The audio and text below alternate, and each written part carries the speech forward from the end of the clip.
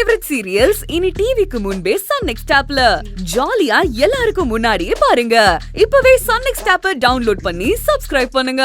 Sister, யாரு மச்சானுக்கு phone பண்ணி வர சொல்லிருப்பா? தெரியலையே என்ன, அவங்க யாருன்னு எதுவுமே ஆடியோல சொல்லவே இல்லையே. அதானே, அவங்கள பத்தி ஏதாவது சொல்லிருக்கணுமா இல்லையா? மச்சானோட வேலையே தான். ஒருவேளை அவருக்கு ஃபோன் பண்ணவங்க யாருன்னு தெரியாதுன்னு நினைக்கிறேன்.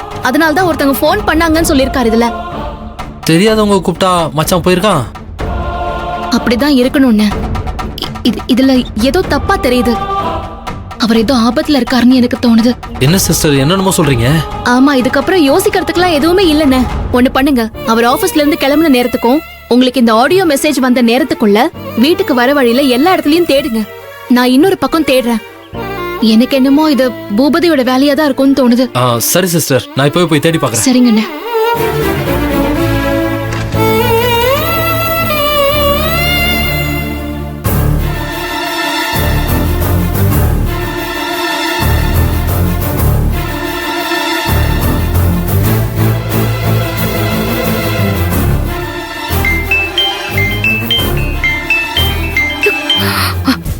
அண்ணே சொல்லுண்ணே, அந்த கஞ்ச பையில புடிச்சிட்டீங்களா?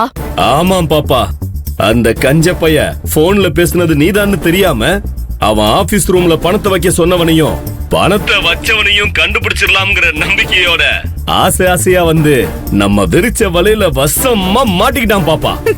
சூப்பர்னு சூப்பர். இதுக்கப்புறம் ஒரு செகண்ட் கூட வேஸ்ட் பண்ணக்கூடாது. ஆதிரைக்கு இந்த விஷயம் தெரியாது.